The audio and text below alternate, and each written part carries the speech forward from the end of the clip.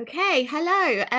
Today on our Writers Recommend at the Book Room, we have Sarah Salway, and I'm so excited. Hi, Sarah. Hey, hey, hey, hey. I'm so excited because not only is Sarah a genius, in my opinion, but she's also a really good friend of mine. So it's really nice to bring those two things together into this chat today. So Sarah is well, she's kind of everything really, because she's a novelist, she's a short story writer, she's a poet, and she's a writer of flash fiction. And so I don't know how you manage to turn your hand to all these different forms, and I find it incredible, but you'll be able to tell us a little bit about that soon. But Sarah has curated us a really wonderful selection from short story collections that she absolutely loves and wants to press into your hands. And maybe I should just recap, which I do every time I do one of these videos, which might be really boring, that the premise of the Book Room is that it's a bookshop that is a place where writers are recommending to readers. So I've asked my friends and authors that I admire, and sometimes they cross over as well, by the way. They're not mutually exclusive, to curate these lovely lists for you of work within the genres that they work in, or the genres that they feel passionately about, so that you know that if you wanted to try another genre that's not the one that you usually go for, then these writers have recommended a brilliant list for you at entry level, or even amazing finds for people who are very familiar with the genre. So today Sarah is going to tell us about the short story collection that she's put together. But first, I just want to ask her about her own work. So after that big long introduction, yeah, so we have this book in the shop. I sold a few of those yesterday, really exciting.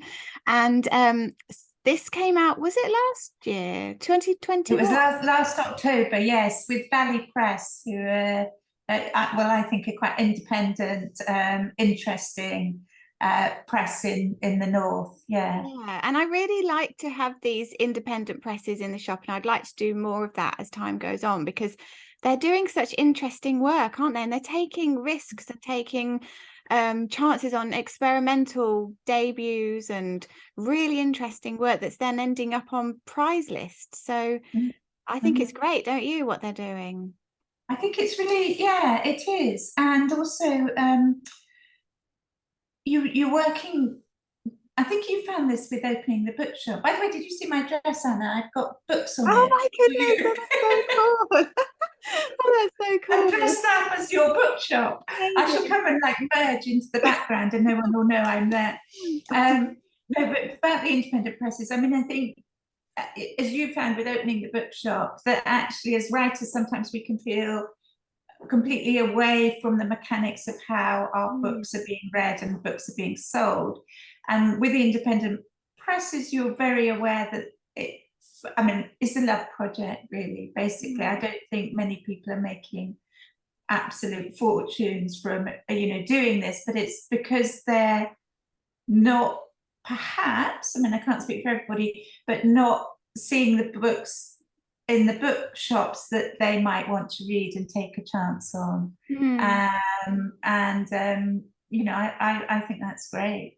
Yeah, I mean I'm trying to think of the name now. So the Booker Prize winner this year, The Seven Moons of Mali Almeida, I think. Yeah.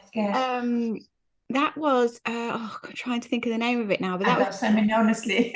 independent press as well, Yes, wasn't it? That won that. And it's just wonderful, because when you're in that commercial side of fiction, it can be feel really exciting. And I know that you were published by a major publisher, and I was too, for my novel and in the ghostwriting as well. And it's so exciting, obviously, to have a major publisher pick up on your work. However, it can feel that you're lost in these big machines, and that the books don't get the attention that they deserve, and the love is not necessarily put into them in the same way that the independent presses do. So I don't know, I feel like independent presses, independent bookshops are the way forward. I really do. Yeah, I think it's really I exciting. think it's another way, Absolutely. I mean, always. I mean, you know, like you, so grateful to be part. I mean, I was published. My first novel was published with Bloomsbury, and I've never forgotten being in the lift going up to the meeting and being a bit nervous and everything.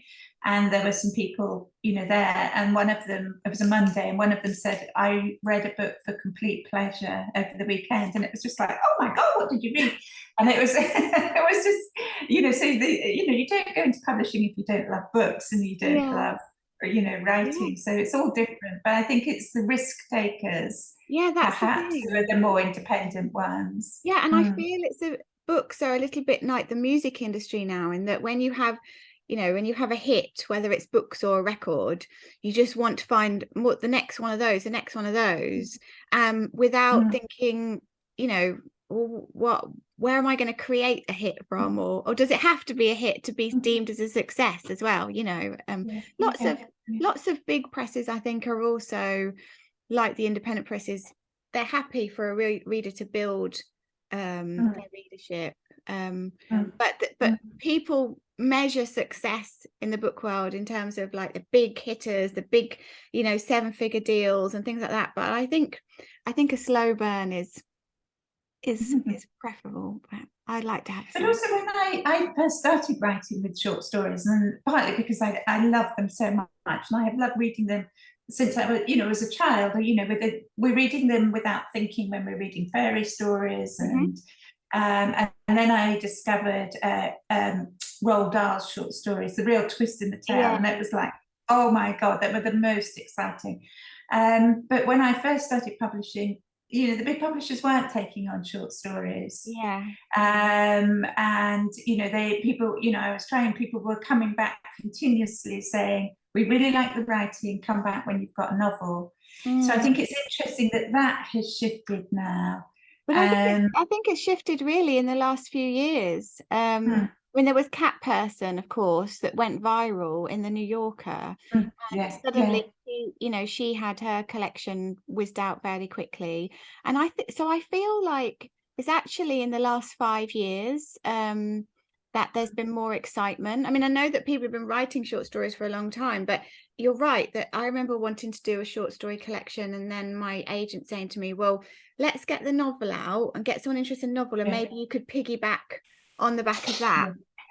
So but I mean, of course, your history with short stories is far longer than mine. I came to it quite late, really, but you know, so you're the expert. So tell us about Not Sorry. I'm much older than you, that's why I've got longer. But also, you know, I started writing in Scotland, and I wonder sometimes whether there's a different literary kind of tradition in the different home countries as well. And obviously you talked about the New Yorker. I mean, America has been you know, really publishing short stories for longer than we have here, maybe. But you know, Cosmopolitan, you know, all the women's magazines used to publish short stories. I know, it's so funny you mentioned that, because only this morning I was thinking about what inspired me to be a writer, and I was thinking about buying Cosmopolitan when I was like 11 or 12 or something, and they always had writing competitions in there, and I was sort of trying to think, oh, that was expensive then to buy Cosmo, but I was thinking, well, it's probably about £1.50. That seemed expensive now it's like £5, but they did always have writing competitions, didn't they? And I used to work for Cosmopolitan, I don't know if you know that. And they had this wonderful conference that I can remember, which was a, you know, writing conference. It was absolutely extraordinary.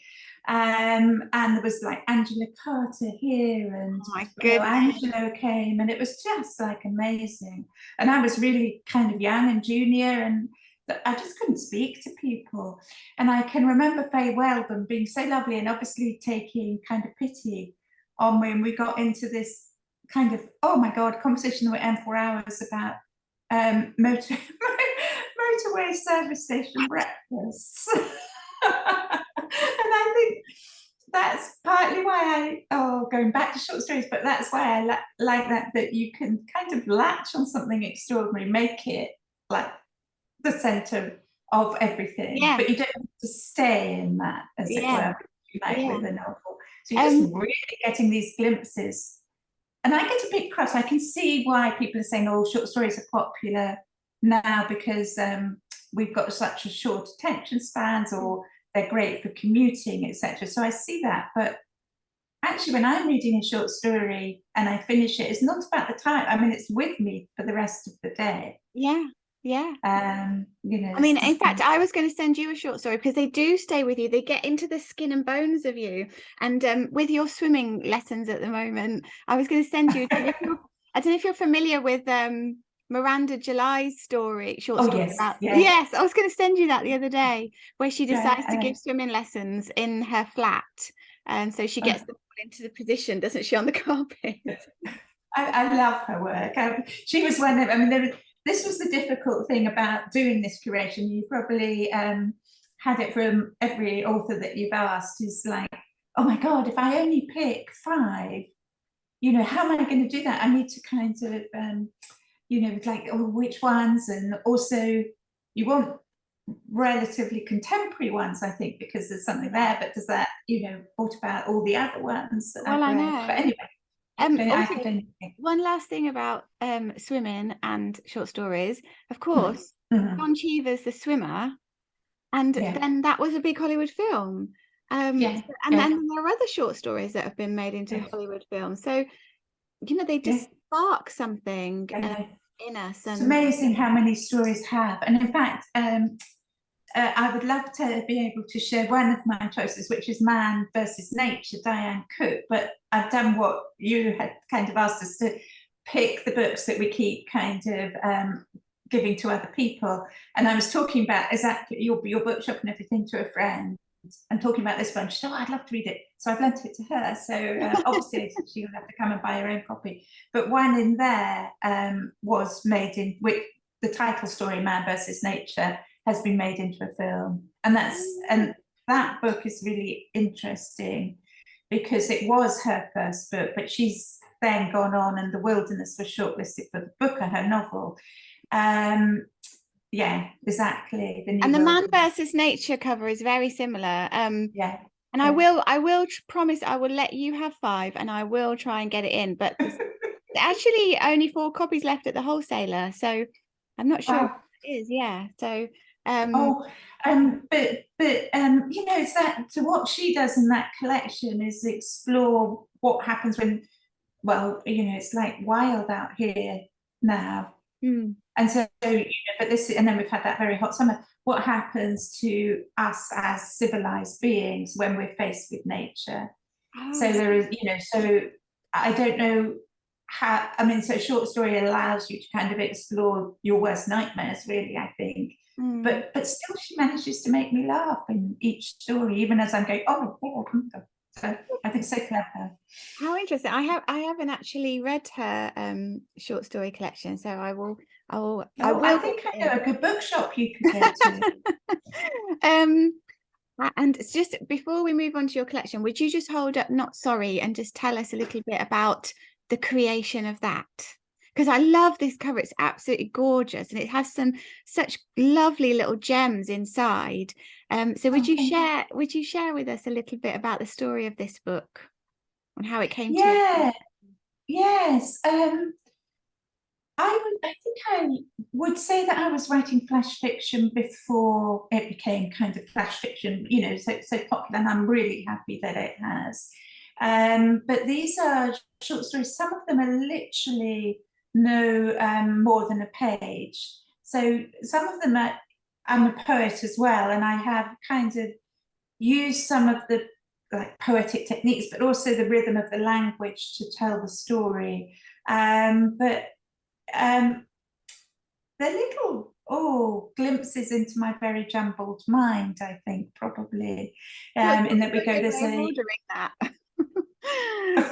Quite a good way of ordering the jumbled mind of a writer, aren't they? Exactly. So one of them was like, I have so many spider plants.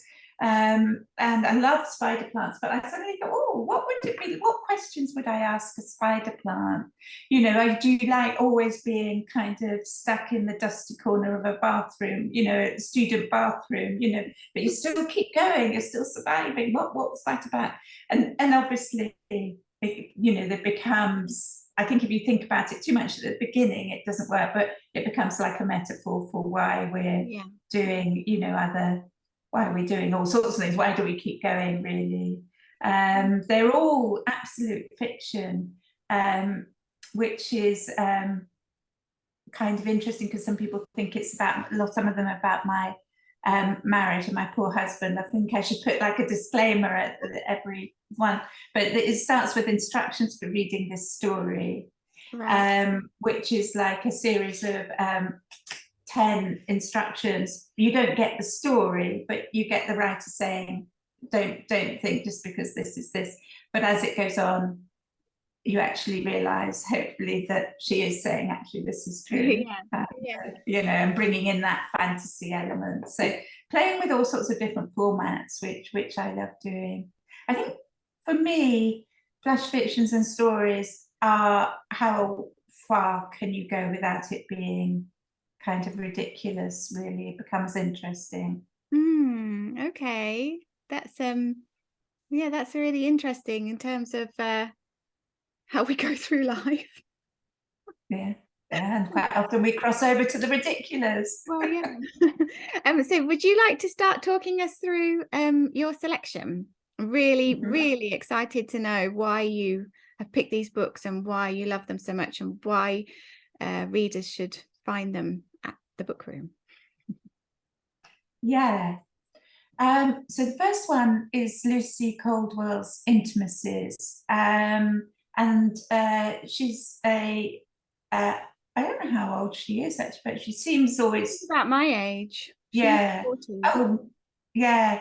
But like young but wise, amazingly. And she has won so many awards, which doesn't necessarily mean anything, but I think that what she does, which I just love, is that she doesn't try to ever say, oh, reader, you might be too stupid to understand what I'm saying, so this is what the story is about, which I think some people do. And actually, you talked about the New Yorker. I think it might be a anecdote, but I think it, you know, there was truth that the editors used to cut off the first paragraph and the last paragraph of every story that they were sent. Yeah, and it feels like I don't, you know, I have no idea whether she does it, but she just goes woof into the middle of relationships. Actually, really gets into the nitty gritty of relationships, and the title Intimacies, I suppose, and you know, we talked about the stories that keep you, you know, I'm still thinking about some of the people in here, as if they're kind of, well, they are real, you know. She, you know, I don't think these are like people she knows, but she's an observer, and she puts that to such good use in this book. I love it. I think it's really, if you want to understand people, this is a book. You might not like them, but we don't like everybody. But it's alive, actually. I think like The Milkman was alive to me on the page. Yes. Anna Burns' Milkman. The writing here feels like it's sparky. I think Lucy's also a Northern Irish writer as well, isn't she? Same as Anna Burns. And I think Lucy, the story that won the BBC Short Story Prize, is in that collection as well, isn't it? Yes, it is. Yes. But I mean, I think one of the reasons why I picked the ones that I did pick was that it's a bit like some poetry collections. I mean, I you know, do buy a lot of poetry collections, because I also think if you're writing in a field, you should be supporting and being interested in what's happening. But there will be maybe, if I'm lucky, 4 or 5 poems that I like from that collection. And I think all the ones that I've picked, each story I've thought, wow, that was a real cracker. And the next one kind of was like, oh my God, this is also, I need 600. Yeah. Oh, brilliant. Okay. What's your next one? The Dangers of Smoking in Bed. I mean, what a title as well. It's fantastic, isn't it? And it's I mean, I talked about Angela Carter earlier, and I love Angela Carter, and like, if you haven't read her, then obviously you should. But these are like Angela Carter speeded up a bit. They're really kind of wonderfully ghosty, twisted stories, which still have heart. It looks like a heart, doesn't it? They still have heart. So, and I think that that was also important. There are some short story writers that I admire, but afterwards I think, not sure where the compassion was in that. Okay. Well, you know, does it make me feel, I don't want to feel like better or, you know, after reading it, but I do want to feel that the writer hasn't manipulated me into a cynical position. Do you see what I mean? Yeah, I do, because I remember when I did my MA at UEA, and I did the short story module, and I would say that half the cohort were interested in craft, and half of them were storytellers and raconteurs. And so I could see exactly what you're saying, that some stories were amazingly put together and so technical and far more clever than I could ever be, but they did lack a little bit of human empathy, compassion, heart, everything they're saying. Yeah. And actually, to say human empathy doesn't mean that everything has to be wonderful. I mean, I would say in some of these stories, not everything is wonderful. It doesn't mean that we all have to live happily ever after and love each other. But we have to, I suppose, understand the whole picture. And I think maybe that's why I like short stories. They're not just to read on your commute, because they're like, so that you feel that the writer is aware of the much bigger world around the bit that they're talking about. Yeah, and they're not doing it just to be clever. It does feel with short stories, or a good short story at least, that it existed before you came to the page and it exists after you leave the page. Yeah. Isn't that, that's wonderful. And also her sorry, these are fun. But and you know, so, and also, you know, we should, I think, be reading across, you know, our culture, what we, you know, where we are, and you know what we're doing. And I feel that this felt to me, I was getting some of that. Well, it's the storytelling almost round a fire. Do you know what I mean? Where you're like, is she South American or? Yes. Where she's from, but I don't know who does her covers, but I've also got in the shop Our Share of Night, her new novel. Oh my goodness, the cover on that is amazing. I mean, it's meant to be really dark and horror, and this is called Contemporary Gothic. So that she's Argentinian, isn't she? Argentinian, that's it. Yeah, I always get mixed up with it. Yeah, that is South America, isn't it? I get all my South Americas and my Central Americas mixed up. I mean, I feel, and it also, you know, interesting, it's Megan McDowell. I think with some of these books, we, you know, should do a shout out for the translators as well. Yeah, absolutely. So what's next? Okay, so this is also, this is a book, Love in Colour, which was recommended to me, actually, and I immediately sent a collection off to my daughter and daughter-in-law, because I absolutely love it. She's a British Nigerian writer, and these are mythical stories, but where you've got these badass women, oh my God, they're wonderful. And you know, it was interesting after the first couple, I was like, that's interesting. A lot of writing is about like women who are suffering, or you know, under the heel of someone, or you know, they need to break free, or they're passive or whatever. Not a bit of it in this book, and I love that. I mean, and I found that as I was reading it, I was a bit like, I was getting kind of tougher, and you know, but again, you know, it's love. It's really lovely. There's love, you know, and people giving up things for other people, but you know, this do you want to be a goddess comes with all sorts of responsibilities, as you know, Anna, bookshop goddess. Not a word I would attach to myself, but also so, I mean, you know, I think if you've got you know, like, and I would give it to all my friends, but I think it's one to give to like daughters and, you know, sons or whatever. I mean, just like picking it up at random. The last line of this one book is, well, you know, she was, after all, a girl who knew how to fly. I mean, oh my God, yeah. Lovely. She's also got a novel out. Did you know that?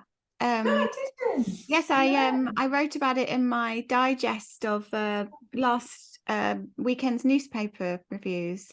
So yeah, she's got a novel out, and it's meant to be, yeah, brilliant. So we have to have a she's a great writer. Yeah. But I think it was the shock of, you know, like, you know, these amazing women and the men who are supporting these amazing women, and the mythical bit, which I love. It takes me back. I mean, I used to love the Greek myths and, you know, these, and, you know, yeah, wonderful. Great. And your final, oh, of course, George has to be there. So this is a bit different. This is the hardback, because I did rush out. I'm such a fan. I mean, his short stories are amazing. I did rush out and buy this as soon as it came out in hardback. And what he has done is he's taken 4 Russian short stories and examined them in the way that he would do in class. Actually, he's a teacher at Syracuse, I think. Yeah. And you know, gone through and like looked at all the different elements. So I mean, it is a really good read. I mean, my husband isn't a writer, doesn't want to be a writer, and he absolutely loved it. But it also, I think, if you're interested in writing, is really giving the time that you need to expand. Yeah, I sold this book yesterday to somebody he's a cookery writer, but he is teaching a creative writing course, and I was like, oh, you need to have this book. But also with George, I mean, talk about a writer with heart. I mean, because his short stories generally speak of, I mean, like a lot do, but speak of how to live, and also, like you said about Francis enjoying that book, even though he's not a writer, because George speaks to what it is to be human, I think. So he examines life and short stories in a philosophical way, not only as a teacher of creative writing. I think so, and I think you're absolutely right about the generous bit. I think we would all admit, and you and I have admitted, that as writers we can get a bit above ourselves, you know, a bit up ourselves, because we think, oh, well, yeah, obviously what we have to say is the most important thing. And this is one of the reasons why I love this book. He's got here, in which 4 Russians give a masterclass on writing, reading and life. So he's not saying, I'm going to explain them to you. He's allowing kind of the text to speak, which I think is nice. I mean, everybody loves George. He's just such a generous and kind. I mean, I haven't met him. I talk like I know him, but George. I was invited. Georgie, we call him. I was invited to his party when he won the Booker by Bloomsbury, and I couldn't make it. Oh, yeah. My one chance to meet George. So yeah, but he's also, I mean, he's got a brilliant Substack as well. Yeah, he does. So so you know, you can almost go to his classes, I think, you know, as well as this. Yeah. Well, that's what that book feels like. And I remember when it came out, I did a book club with some friends where each week we read one of the short stories, the Russian ones, and then we read George's analysis of it. And yeah, it was great. It was a great way to spend a few weeks doing a book club. So if anyone wants to do that, I would really recommend it. So we're running out of time, because I need to go and open the shop for the second day, and you are off to pack your cases for the Sahara. Would you just quickly tell us what you're doing there, because it's so fascinating? Yeah, in the middle of the Sahara Desert, literally in the middle, very near well, we say very near, but like 40 minutes away from the nearest small town. The most amazing woman called Karen Hadfield, she was on Lives in the Wild, has opened an arts retreat, cultural arts retreat, and invites kind of people to lead groups, so the artists, writers or whatever. But also, if you happen to be passing, happen to be passing, you on your can camel. stay. You can stay there. And so I'm taking, with Linda Cracknell, the writer, I'm taking 10 writers out there.